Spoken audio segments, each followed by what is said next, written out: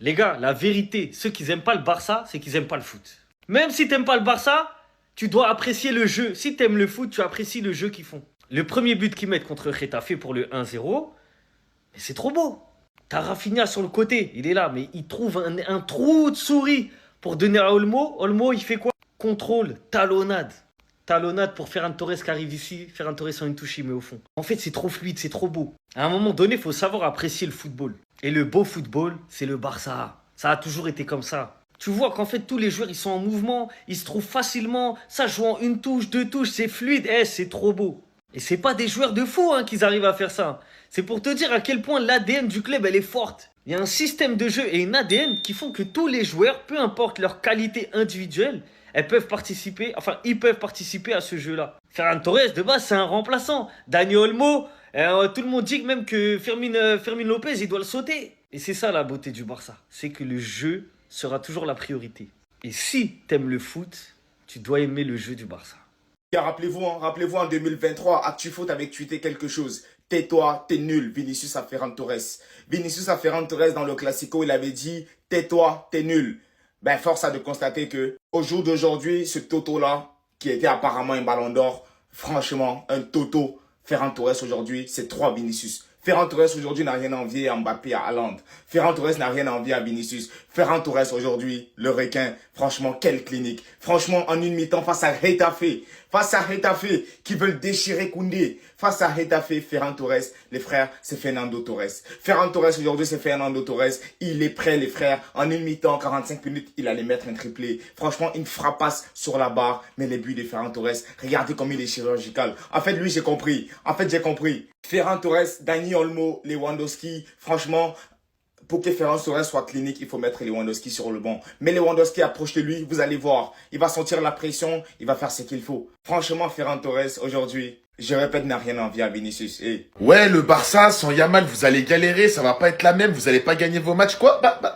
Pardon, j'entends pas. Après avoir écrasé Valence la dernière fois 6-0, victoire 3-0 aujourd'hui du Barça. On prend les 3 points ce soir à domicile, victoire 3-0. On rejoint le Real Madrid, premier du classement à 15 points chacun. Doublé de Ferran Torres aujourd'hui, retrouve une confiance incroyable en ce début de saison. Ce but-là, les gars, franchement, c'est à l'image du Barça, le football. Le football, tout simplement. Regardez là, le jeu, il se passe ici. Passe de Rafinha. Ça traverse tous les joueurs très taffés. Dani Olmo prend le ballon. Talonnade de Dani Olmo pour Ferran Torres. Là, vous le voyez mieux sur cet angle-là. L'appel de Ferran Torres juste derrière. Talonnade d'Olmo. Et Ferran Torres qui vient conclure pour mettre son doublé. Dani Olmo ce soir, buteur, passeur. Magnifique course de Rashford sur le côté qui va s'emmener la balle jusqu'à ici. Pour ensuite faire la passe à Dani Olmo. Et Dani Olmo qui a plus qu'à finir dans les cages. Franchement, les gars, ça fait plaisir de voir une équipe qui joue aussi bien au football. Quand t'as un mec comme Pedri au milieu qui perd jamais un ballon, même sous pression par 3, 4, 5 joueurs, il arrive à se démerder pour faire la bonne passe au bon moment. Encore un clean sheet pour Garcia, 0 but encaissé ce soir, magnifique. L'entrée de Marcus Rashford aussi à souligner, passe décisive. Bon, il avait été en retard à l'entraînement ce matin,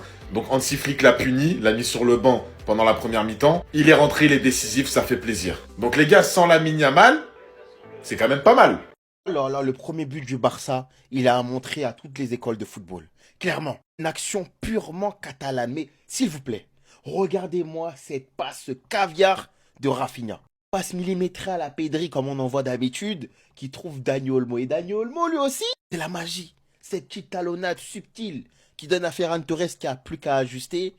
C'est clairement un but de maestro. C'est dommage que Rafinha sorte en première mi-temps suite à un carton jaune et on sait que les joueurs de Getafe étaient en train de le pousser à bout. Mais clairement, sa première mi-temps, c'est une masterclass. Impliqué sur le premier but. Sur le deuxième but, c'est lui qui donne le caviar à Ferran Torres pour le doubler. Il commence à bien s'imposer sur ce flanc droit. On se rappelle qu'à son arrivée au Barça, c'est bien là-bas qu'il jouait. Maintenant, il a été repositionné sur le côté gauche, mais étant donné que Rashford est là maintenant, il y a peut-être moyen de le voir plus à droite. L'équipe du Barça est parfaitement homogène. Peu importe les joueurs que tu alignes, ils font le boulot. Ils produisent du beau jeu. C'est fort techniquement. Il y a des passes, il y a la précision, il y a de tout. Les gars, encore une victoire du Barça sans Lamine Yamal. 3-0, maîtrise totale. Cette semaine, en Ligue des Champions, ils sont partis gagner 2-1 à Newcastle sans Lamine Yamal. La dernière fois contre Valence, victoire 6-0 sans Lamine Yamal. Donc ma question est, est-ce que le Barça a vraiment besoin de Lamine Yamal pour être performant? Parce qu'on voit que dans le jeu, en fait, qu'il soit là ou pas, entre guillemets, il n'y a pas de différence. Le Barça joue de la même manière, ça joue très bien, ça joue offensif. Et surtout, ça gagne. Et pas des petits scores. 3-0, 6-0. Et tout ça sans Lamine Yamal, les gars. Après, quand il est là, le Barça, c'est tout aussi fort. Hein, et c'est encore plus spectaculaire parce que lui, il apporte une touche de magie. Et c'est d'ailleurs ce qu'on aime chez lui. Hein, c'est la magie, la technique, les gestes. On kiffe. Mais en vrai, les résultats, ils sont là sans lui.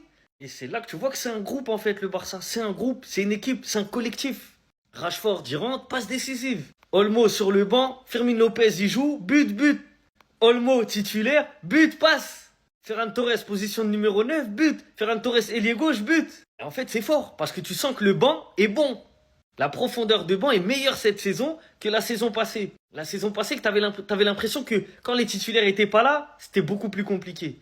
Mais là, aucune diff. Tous les joueurs, ils peuvent faire la différence quand ils jouent. Et si au final c'était possible de les revoir jouer ensemble tous les deux? Et si c'était finalement pas un rêve? Victoire 5-2 de Monaco, l'autre en dessous, le Prince, il met un doublé.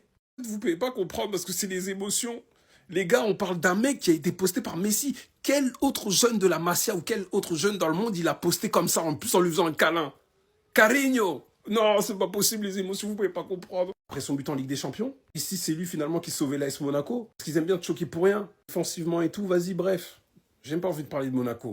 Ils se sont fait tarter en Ligue des Champions et vas-y, on a un peu savouré tout ça. En soi, Monaco l'a protégé. Monaco a fait en sorte qu'il soit bien préparé pour jouer et ça paye. 3 buts en quoi? En un peu plus de 30-35 minutes. Très franchement, si ça s'avère concluant, il peut revenir au Barça. Ah non, est-ce que ce sera pour choper un rôle de titulaire? Surtout si Marcus Rashford arrive à s'imposer, même en tant que seconde option, on le prend tous les jours. Non, après, il faudra rendre le 10 parce qu'il a Lamine Yamal.